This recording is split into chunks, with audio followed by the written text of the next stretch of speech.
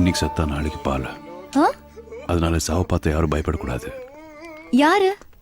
எல்லாரும் தான். ஏன் நீங்களும் தான். பாஜக டப்பா இன்ஜினை நம்பி அதிமுக இருக்கு. அதிமுக என்ற மூழ்கிற கப்பலை நம்பி பாஜக இருக்கு. பூஜ்ஜியம் சேர்ந்தா பூஜ்ஜியம் தான், ராஜ்யம் கிடைக்காது. அழுதுக்கு இருக்க நீ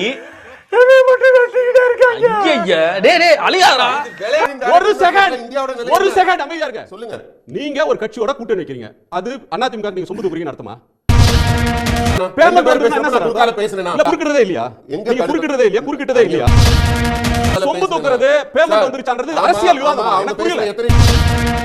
பைத்தியக்காரத்தனமா இருக்கு சார் இந்த டிபேட். பைத்தியக்காரத்தனமா இருக்கு.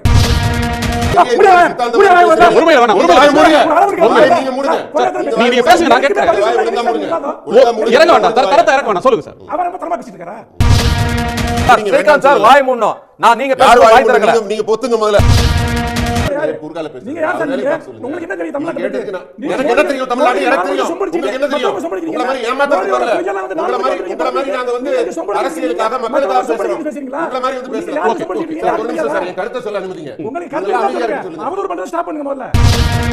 யோ நீ ரொம்ப ஓவரா போயிட்டு இருக்க. ரொம்ப ஓவரா போயிட்டு இருக்க. என் பொறுமைக்கு ஒரு அளவு இருக்கு. உன்னை எல்லாம் இறக்கப்பட்டு விட்டுட்டு இருக்கடா. தெளிவா வாங்க நீங்க. சரிங்க. அவ்வளவு ஃப்ராட் வேலை பண்ணிட்டு இங்க யார் ஃப்ராட்? நீங்க சார். மொத்த ஃப்ராட் நீங்க. வேற வழி ஒரு ஃப்ராட். நீங்க தான் ஃப்ராட். என்ன நம்பர் ஃப்ராட்? ஏல கூட பேச அறிவு இல்ல. அதாவது ஃப்ராட் சீட்டிங்னா என்ன அர்த்தம் தெரியுமா? அவர் தான சொல்றாரு. நான் சொல்றேன். நான் சொல்றேன். ஃப்ராட் சீட்டிங்னா என்ன அர்த்தம் தெரியுமா? இல்லாத ஒரு விஷயத்தை இருக்கிறதா ஃபோக்கஸ் பண்றது. என்ன சொன்னீங்க? வேலை வாய்ப்பு இந்தியால வந்து நாங்க வந்து ஆண்டுக்கு இத்தனை கோடி ரூபாய் 2 கோடி இளைஞர்களுக்கு நாங்க வேலை வாய்ப்பு கொடுப்போம்னு சொன்னீங்க. டபுள் டக்க நாராயணா பல்லே ஆலியா நீ. பாலஸ்தீன் இஸ்ரேல்ல போர் நடந்த இடத்துல உத்தரப்பிரதேசத்திலயும் மத்திய பிரதேசத்திலயும் பிஜேபி ரூலிங் ஸ்டேட். தமிழ்நாட்ட பேசுங்க சார். 12 லட்சம் பேருக்கு வேலை தரேன்னு ஸ்டாலின் சொன்னாரு. 12 லட்சம் பேருக்கு வேலை தரேன்னாரு. 10 லட்சம் தனியா நீங்க பேசுறீங்க. பாலஸ்தீனை ஏன் போறீங்க? தமிழ்நாட்ட பேசுங்க. தமிழ்நாட்ட பேசுங்க. நான் பேசாம நீங்க குறுக்கால வந்தீங்க. தமிழ்நாட்டு பிஜேபி ரூலிங் ஸ்டேட். நீங்க குறுக்கால வந்தீங்க. BJP ruling state. என்ன பேசுறீங்க? BJP ruling state. அங்க வச்சு பேசுங்க. புரிஞ்சுக்கங்க. என்ன சார்? அவருக்கு விவாதத்துல பதில் இல்ல. பதில் இல்லனா யார் பேசுறீங்க? பதில் சொல்ல முடியல.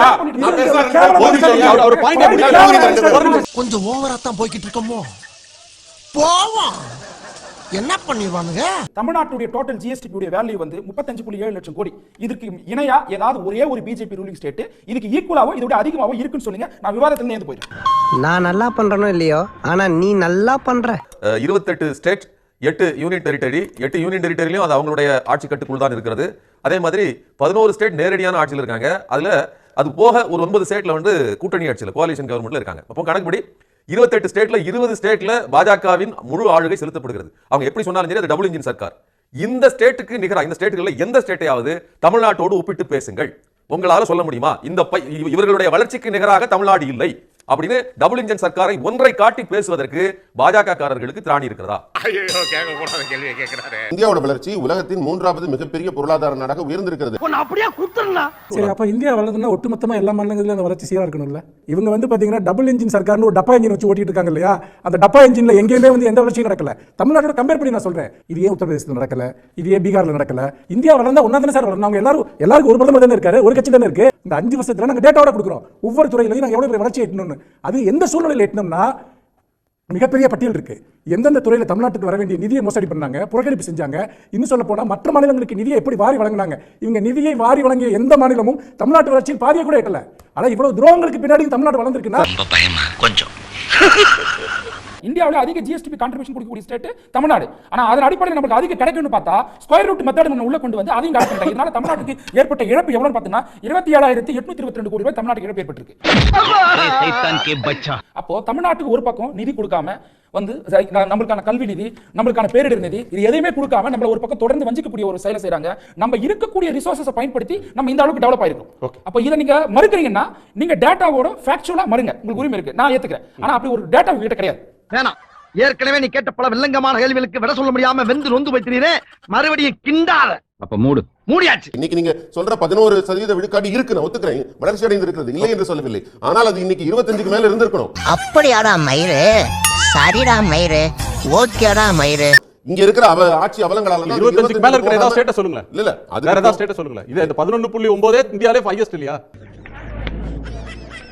கிருத்தரம் பிடிச்சவன். தமிழ்நாடு என்னைக்கு இங்க வளர்ச்சி இல்லாம இருந்திருக்கு? 60களில் முதல் 3 இடம் இந்தியா, 70களில் முதல் 3 இடம் இந்தியா, 80களில் முதல் 3 இடம். திமுக வந்து இவங்களை தூக்கி நிறுத்தல தமிழ்நாட்டை. தமிழ்நாட்டில் இயல்பாவே படிப்பு உண்டு, கல்வி உண்டு, தொழில் உண்டு, வளம் உண்டு, எல்லா விதமான இயற்கை சாத்தியக்கூறுகளும் உண்டு. திமுக வந்ததுனால நீங்க growth rate நீங்க பாத்தீங்கன்னா குறைஞ்சிருக்கு. இதுவே ஒரு வார்த்தை பேசினா இங்க கொலைய விடும், குடும்பத்துல குழப்பத்தை விடாது. 1960களில் வந்து தமிழ்நாடு வளர்ந்துருக்குன்னு சொல்றாரு இல்லையா? எங்கே வளர்ந்துருக்கு? என்ன டேட்டா வச்சு அவர் சொல்றாரு வந்துட்டு? அந்த பீரியட்ல வந்து பார்த்தீங்கன்னா இந்தியா சுதந்திரம் அடைஞ்சப்போ இந்தியாவிலேயே கடைசியில் இருந்த மாநிலங்களில் வந்து தமிழ்நாடு வந்துட்டு அந்த டைமில் அது அவர் சொல்கிற பீரியடில் குஜராத் டெவலப் ஆயிருந்துச்சு. இன்னும் பல மாநிலங்கள் வந்து வணிக அளவில் அவங்க மேலே வந்திருந்தாங்க. தமிழ்நாடு மிகப்பெரிய போராட்டத்தை அந்த காலகட்டத்தில் சந்தித்துக் கொண்டிருந்தது. மக்கள் உணவுக்கு கூட போராடி கொண்டிருந்த ஒரு காலம். 1967க்கு பிறகு திமுக ஆட்சிக்கு வந்த பிறகுதான் தமிழ்நாட்டில் உணவு பஞ்சம் போக்கப்பட்டது, உணவு உற்பத்தி அதிகரித்தது, தொழிற்சாலைகள் வந்தன. இது எல்லாவற்றுக்கும் வந்து பார்த்தீங்கன்னா திமுக சொந்தம் கொண்டாட முடியாதுன்னா யார் சொந்தம் கொண்டாட முடியாது? நாங்கள் தான் சொந்தம் கொண்டாட முடியும். ரெண்டாவது, கலைஞர் போட்ட அந்த பாதையில் தான் அதற்கு பின்னால் வந்து அதிமுகவும் நடைபெற வேண்டியிருந்தது. நீங்கள் ரெக்கார்ட் பண்ணி எடுக்க சொல்லுங்கள், ஒவ்வொரு ஸ்டேட்டாக எடுக்க சொல்லுங்கள். தமிழ்நாட்டில் வந்து அன்னைக்கு இருந்த வளர்ச்சி விகிதம் என்ன, திமுக ஒவ்வொரு காலகட்டத்திலும் இந்த வளர்ச்சி விகிதத்தை எப்படி எடுத்துட்டு போச்சுன்னு. இவன் வேற என்னை ரொம்ப டார்ச்சர் பண்றான்டா. 2021ல அதிமுக ஆட்சி விட்டு போகிற போது மெட்ரோ ரயில் என்ன விதமான பயன்பாட்டுக்கு வந்துச்சோ அதே தானே சார் இன்ன வரைக்கும் இருக்குது.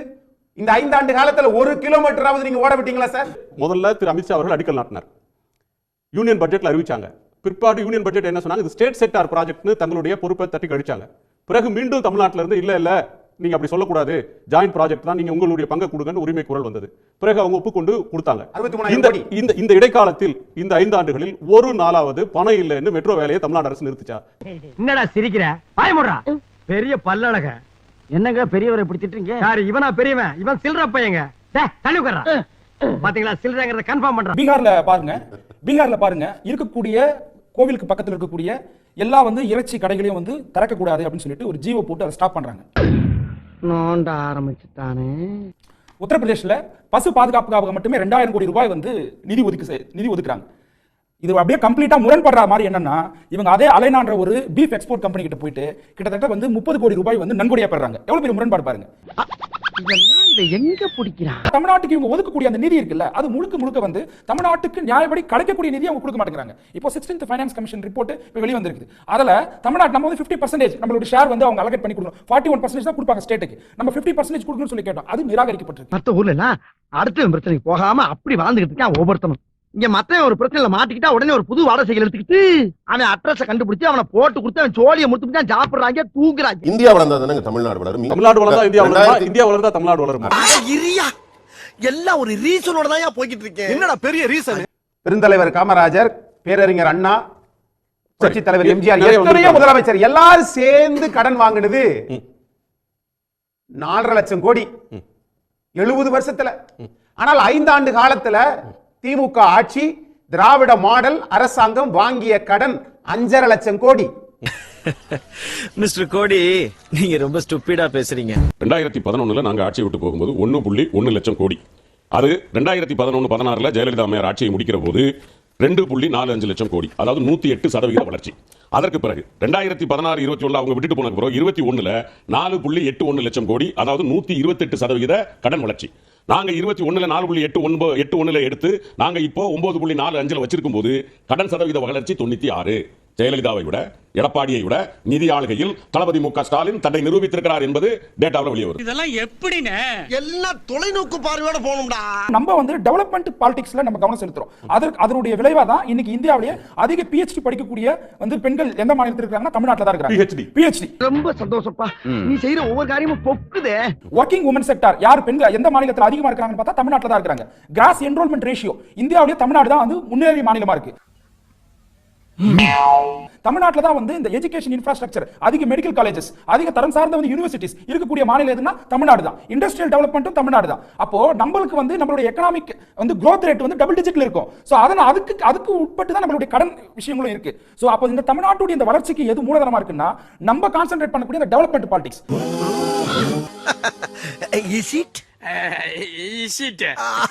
பிஜேபி வந்து வட இந்தியா முழுவதும் பின்தங்கி இருக்கிறதுக்கு காரணம்னா அவங்களுடைய சோசியல் இன்ஜினியரிங் முழுக்க வெறுப்பு அரசியல மூலதனமா வச்சுதான் அவங்க அரசியல் செய்யறாங்க.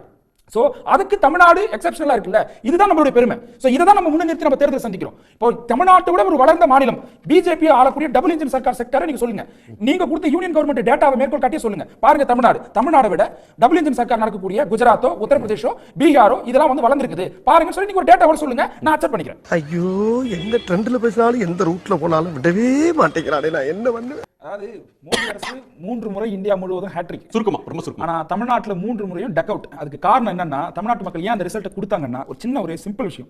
பேரிடர் நிதி கடந்த 5 ஆண்டுல மட்டும் நம்ம வந்து 50,900 கோடி கேட்டிருக்கோம். ஆனா அவங்க கொடுத்தது நம்மளுக்கு 1151 கோடி தான். வெள்ள நிவாரணம். சரி. கல்வி நிதி 3548 கோடி ரூபாய் இன்னும் கொடுக்கல. ஜல்ஜீவன் திட்டத்திற்கான 3112 கோடி ரூபாய் நம்மளுக்கு இன்னும் கொடுக்கல. ஜிஎஸ்டி பாக்கி அப்படியே பெண்டிங்ல இருக்கு. மெட்ரோ ப்ராஜெக்ட்டுக்கு நம்மளுக்கு அனுமதி கிடையாது. கீழடி அகழாய்வுக்கு அமர்நாத் ராமகிருஷ்ணன் சிறப்பாக வந்து தலைமை தாங்கி அதை வழிநடத்திட்டு இருந்தார். அவர் உடனடியாக மாற்றப்பட்டாங்க, அதுக்கு ஒப்புதல் கொடுக்க மறுக்கிறாங்க. இப்படி பல விஷயங்கள் நம்மளால பட்டியலிட முடியும். இதற்கு தமிழ்நாடு மக்கள் கொடுத்த அந்த ரிசல்ட் தான் 3 முறையும் 0 அவர்களுக்கு. வேலு பார்த்து பேசியா, நான் ஒரு நாட்டாம. அதுக்கு நீ காலை நீட்டாம இருந்திருக்கணும். என்டிஏ கூட்டணியின் முகமாக இருக்கக்கூடிய எடப்பாடி பழனிசாமி 5000 ரூபாய் திமுக போட்ட உடனே அதற்கு பதிலாக 10,000 ரூபாய் அப்படின்னு அறிவிக்கிறாரு. உரிமை தொகை அப்படிங்கிற வார்த்தையிலே ஒரு டேர்ம் இருக்குது. தமிழ்நாட்டினுடைய அந்த பாரம்பரியம் இருக்கு இல்லையா, அதுல சுயமரியாதை பாரம்பரியத்தின் அடையாளம் அந்த வார்த்தையிலே இருக்குது. ஆனால் கருணை என்பது மேலிருந்து கீழே கொடுப்பது. உரிமைனா எல்லாருக்கும் உண்டு தானே, அனைத்து பெண்களுக்கும் தானே தரணும். அப்படிதான் தேர்தல் வாக்கு. நீங்க பேசும்போது நான் பேசல. கருணேஷ் நீங்க பேசும்போது நான் பேசல.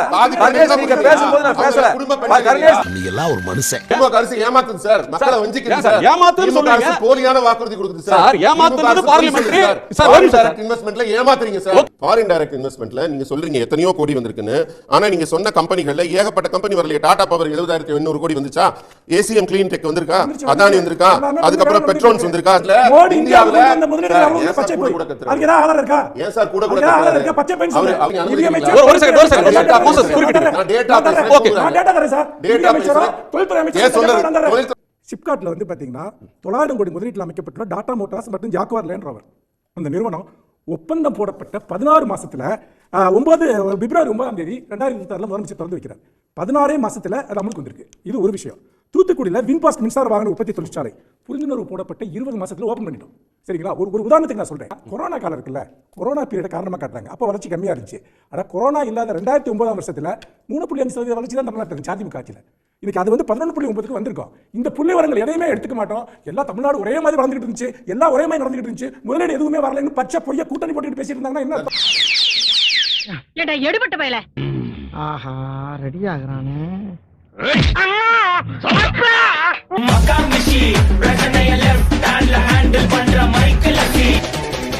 வந்துட்டாயா வந்துட்டாயா. ஓகே, நேயர்கள்ட்ட ஒரு கேள்வி கேட்டிருந்தோம். வளர்ச்சி அடைந்த இடத்தில் பாஜக இருக்காது, பாஜக இருக்கும் இடத்தில் வளர்ச்சி இருக்காதுன்னு முதலமைச்சர் அவர்கள் பேசியிருந்த தொடர்பாக ஒரு கேள்வி நேர்முறை வைத்திருந்தோம். எக்ஸ் தளத்தில் அது சரியான கருத்து என்று 80% பேரும், தவறான பார்வை என 15% பேரும், கருத்து இல்லை என 5% பேரும் கருத்து தெரிவிச்சிருக்காங்க. முதல்வர் அவர்களுடைய கருத்து சரியானது அப்படிங்கிறது 80% பேருடைய கருத்து என்பது அது ஓரளவுக்கு சரியான கணிப்பு தான். அதாவது வளர்ச்சி இருக்கிற இடத்தில் பாஜகவுக்கு வேலை இல்லை அப்படிங்கிறத காட்டுறதா நான் ஏற்கனவே சொன்ன மாதிரி. பீகார்ல எலெக்ஷன் நடந்துச்சுங்க, அதுக்கு சிறப்பு பேக்கேஜ், ஸ்பெஷல் பேக்கேஜ் கொடுத்தாரு. எலெக்ஷன் அதாவது பட்ஜெட்ல நிதி அதிகமாக ஒதுக்கப்பட்டது. அதே மாதிரி இது ஆந்திர பிரதேசத்து தேர்தல் நடந்த போதும் அதிகப்படியான நிதி கொடுக்கப்பட்டது. Good morning boys.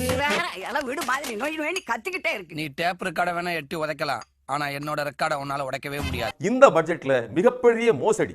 ஜல்ஜீவன் திட்டத்துக்கு நிதி கிடையாது 3112 கோடி ரூபாய். கல்விக்கு சமரசிக்ஷா அபியான் திட்டத்துக்கு நிதி கிடையாது 3548 கோடி ரூபாய். அதுபோக மெட்ரோ ரயில் திட்டங்கள், நீங்க இன்னைக்கு வந்து மதுரைக்கு வராரு, பெருமிதமாக வந்து எப்படியும் மதுரையை பத்தி மீனாட்சி அம்மனை பத்தி எல்லாம் 4 பாட்டு பாடுவாரு. ஆனால் மதுரைக்கு கோயம்புத்தூருக்கும் நாம இது மெட்ரோ ரயில் திட்டங்களை கேட்டோம், கொடுக்கல. மறுபடியும் வட இந்தியாவில் நீங்க கொண்டு போய் உங்களுடைய டபுள் இன்ஜின் சர்க்கார்ல ஊபியில மட்டும் 2021 தொடங்கி 26 5 வருடங்கள்ல 7 ஏர்போர்ட் திறந்திருக்காங்க. அதுல 6 ஏர்போர்ட்டுகள் வந்து இழுத்து மூடப்பட்டிருக்குது. அலிகார், அசம்கர், சித்ரகூட், சிராவஸ்தி, மொராதாபாத் மற்றும் குஷிநகர் 6 ஏர்போர்ட் இழுத்து மூடப்பட்டிருக்கு. அங்கே போக்குவரத்துக்கு போய் வருகிற அளவுக்கு மக்கள்கிட்ட போக்குவரத்து பணம் இல்லை. அதாவது மக்கள் எல்லாம் ஏழையாக பண சுழற்சி இல்லாமல் இருக்கிற ஒரு இடத்துல ஏர்போர்ட்டை கொண்டு வந்து காட்டி பாருங்க நாங்க வளர்ச்சி அடைந்து விட்டோம் என்று ஒரு போலி மாடலை காட்ட நினைத்தார்கள். 1967 திமுக ஆட்சிக்கு வரும்போது அது சொன்ன ஸ்லோகம் இருக்கு இல்லையா, அது ரொம்ப முக்கியமானது. ரூபாய்க்கு 1 ரூபாய்க்கு 3 படி, லட்சியம் ஒரு படி நிச்சயம்னு சொன்னார். அந்த ஒரு படி அரிசி சாப்பாட்டுக்கு, ஒரு படி அரிசிக்கும் கூட உத்தரவாதம் கொடுப்பதற்கு பர்மாவிடம் போய் இறக்குமதி செய்வதற்கு அனுமதி கேட்கப்பட்டது. அந்த அனுமதி ஒன்றிய அரசால் காரணம் காட்டி நிராகரிக்கப்பட்டது. போராடி ஒவ்வொரு முறையும் கலைஞர் அவர்கள் முதலமைச்சராக இருக்கும்போது போய் எங்களுக்கு அரிசி கொடுங்கன்னு டிமாண்ட் பண்ணி கேட்டுத்தான் உணவில் கூட நாம் தன்னிறைவடைந்தோம்.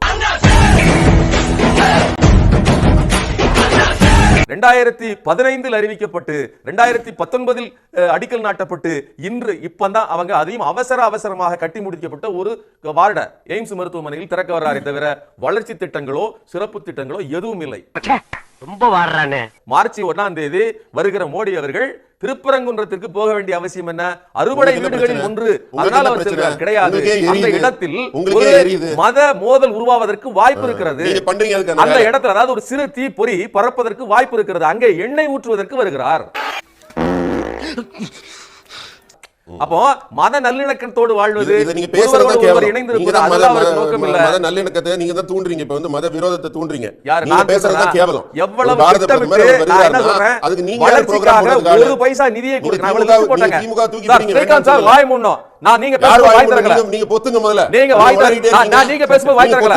நீங்க வாய் மூடுங்க. பேசக்கூடாது. நீங்க பாதுகாப்பு கம்பேர் பண்ணுங்க. இல்ல சாராயம் பாட்டிலுக்கு 10 ரூபாய் கம்பேர் பண்ணுங்க. சாராய கொள்ளையை கம்பேர் பண்ணுங்க. மணல் கொள்ளையை கம்பேர் பண்ணுங்க. நீங்க என்ன கமிஷன் எதோ ரோட் போட்டு 50% கமிஷன் 100% கரப்ஷன். திமுக 50% கமிஷன் 100% கரப்ஷன். உண்மையாகிவிடாது.